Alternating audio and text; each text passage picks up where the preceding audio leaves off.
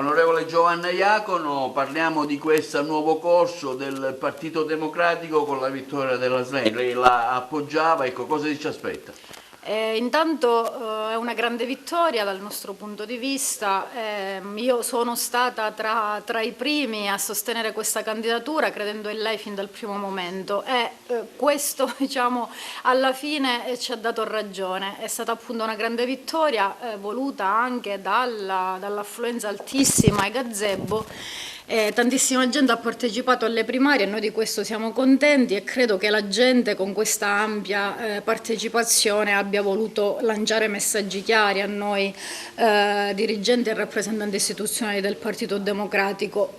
Chiaramente ci si aspetta dopo questa vittoria che si apra una nuova stagione per il Partito Democratico, io di questo sono certa, proseguendo con la linea della chiarezza e della semplicità nei confronti del nostro popolo che purtroppo negli anni abbiamo un po' perso, popolo che si è rivolto ad altri partiti e movimenti politici come il Movimento 5 Stelle, così come la destra. Ne è testimonianza insomma, il risultato, l'esito delle elezioni politiche del 25 settembre scorso.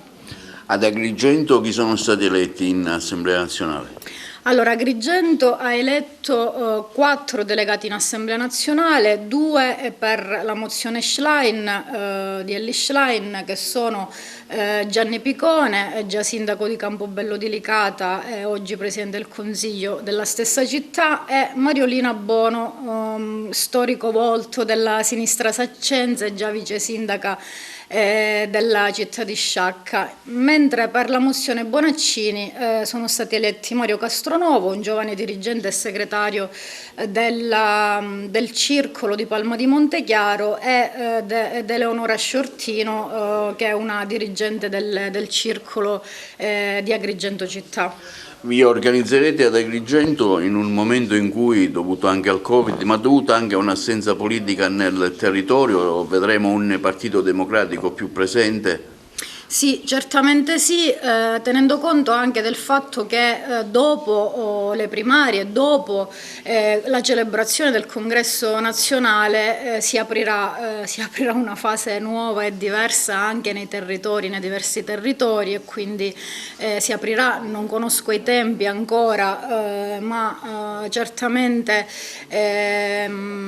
probabilmente entro l'anno, insomma, il congresso regionale e poi a cascata l'organizzazione dei territori. La città di Agrigento è chiaro, essendo capoluogo ed essendo città punto di riferimento, capoluogo dell'ultima provincia d'Italia, perché sappiamo bene che il dato di fatto è questo, ha la necessità anch'essa di tornare ad avere un'organizzazione, un gruppo dirigente che si metta al lavoro per la città ma anche per i territori vicini.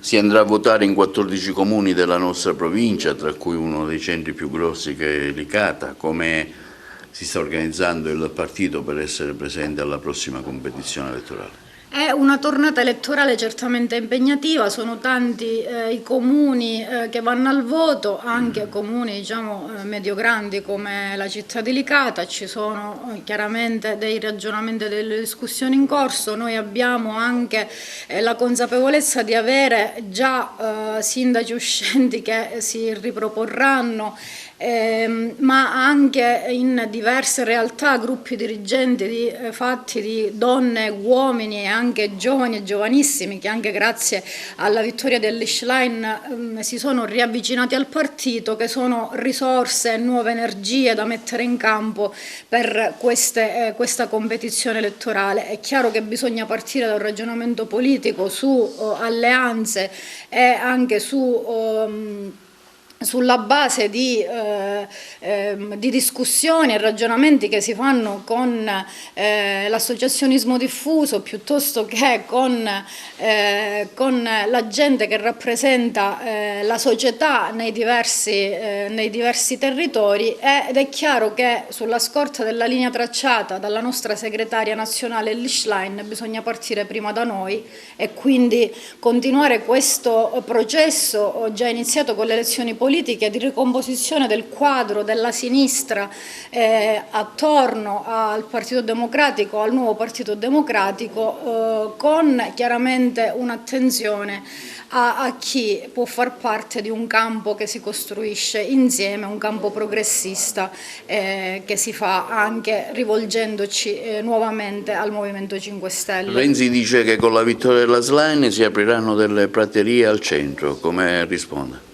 Ma è probabile, credo che la vittoria di Elly Schlein metta anche in difficoltà il governo nazionale al quale stiamo facendo opposizione, e con Elly Schlein la faremo in modo ancora più forte e determinato. Io non credo come altri che ci siano rischi di nuove scissioni o rischi di allontanamento dei nostri dirigenti dal partito, anzi a Roma si sta tentando, e sono convinta che si riuscirà, a trovare l'equilibrio tra le diverse sensibilità che sono emerse da questa campagna elettorale. Io ho apprezzato tanto anche le dichiarazioni che sono state rilasciate immediatamente dopo la vittoria di Elly Schlein da Stefano Bonaccini, che è un nostro compagno, un nostro validissimo dirigente, di apertura, di sostegno, anche di collaborazione alla nuova segreteria nazionale. Io quindi credo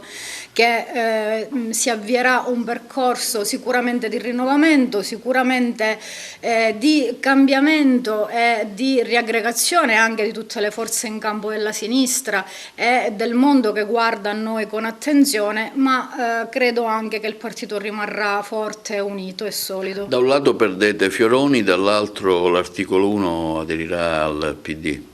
Ma il processo di adesione dell'articolo 1 è già avviato da tempo, già con le elezioni politiche, nel gruppo parlamentare dove mi trovo io si trova anche Roberto Speranza, che è il segretario nazionale in questo momento dell'articolo 1, è stato eletto nelle liste del Partito Democratico, Italia Democratica e Progressista, quindi è un percorso, quello di riaggregazione dei compagni e delle compagne articolo 1, iniziato da tempo, che è in evoluzione. Credo che con l'elezione di Elly Schlein, con il congresso nazionale, si stia già portando a compimento. Le province molto probabilmente, grazie anche a una riforma regionale, andranno al voto prossimamente. Lei è d'accordo? Ma io credo certamente di sì. Le province sono state da sempre un ente intermedio che erano necessarie secondo me, e quindi ripristinare questo ente intermedio tra le amministrazioni locali, comunali e anche la Regione Sicilia, nel nostro caso, nella fattispecie, sia di fondamentale importanza se pensiamo alla decadenza, insomma, delle strutture scolastiche, che sono luoghi in cui i nostri bambini, i nostri ragazzi vivono il quotidiano, e se pensiamo, insomma, alla rete stradale provinciale che sappiamo fa acqua da tutte le parti. Le emergenze sono tante nel nostro territorio, in Sicilia in particolare: migrazione dei giovani intellettuali, la gente va fuori, le strade sono malmesse, insomma le difficoltà e le emergenze sono tante. Quale sarà il vostro contributo affinché possano migliorare? Allora, sappiamo, lo dicevo all'inizio, che viviamo una provincia che è considerata da tutti i dati, insomma, l'ultima provincia d'Italia. Purtroppo soffre isolamento infrastrutturale, ma anche un isolamento sociale che è stato aggravato pesantemente dalla pandemia da Covid. In altre regioni, in altre province si è usciti al meglio da questa crisi, che è diventata, oltre che essere una crisi sanitaria, è diventata anche una crisi sociale, una crisi economica. La provincia di Agrigento ha difficoltà oggettive a uscire fuori da un isolamento che è prima di tutto infrastrutturale. Noi stiamo lavorando con tutte le difficoltà che abbiamo, dell'essere in questo momento in una posizione, diciamo, minoritaria e di opposizione sia al governo regionale sia al governo nazionale, ma è chiaro che faremo la nostra parte in ogni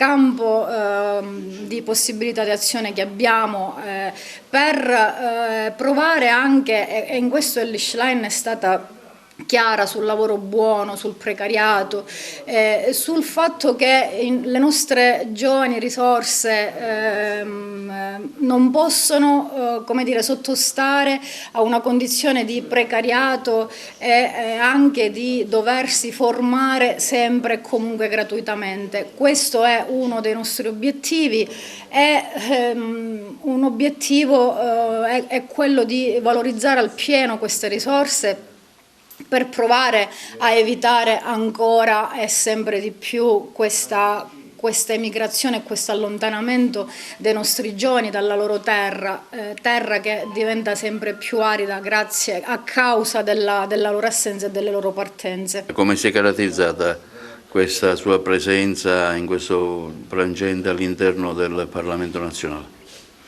Allora, io sono parlamentare della Repubblica da pochi mesi.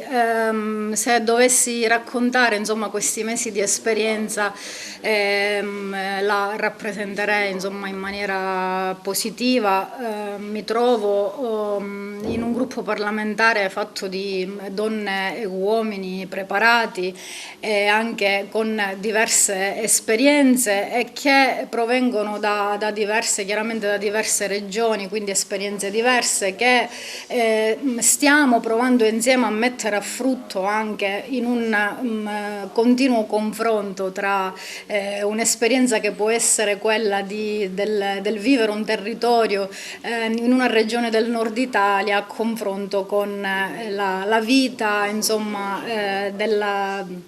dei nostri territori. È chiaro che è uno scambio che dà ricchezza e stiamo portando avanti diverse proposte parlamentari tutti insieme, noi 4 parlamentari del Partito Democratico, quindi io, Stefania Marino, Anthony Barbagallo e Peppe Provenzano, stiamo lavorando ormai da settimane a delle iniziative parlamentari che vogliamo portare avanti per il territorio e di cui avrete contezza nelle prossime settimane, nei prossimi L'ultima mesi. domanda che le faccio riguarda proprio l'emittenza locale. Il DPR 146/17 prevede oltre 50 milioni di euro per i fondi che vanno solo alle grosse emittenti, grazie a un emendamento, una legge fatta dall'allora governo Renzi con il Ministro per lo sviluppo economico Calenda. Ecco, in questo senso le TV locali devono trasmettere sul Bucher Rai con oltre 40.000 euro all'anno di costi. Ecco, c'è una forte richiesta da parte delle emittenti locali alla modifica del DPR 146/17, ci sarà un suo impegno in tal senso?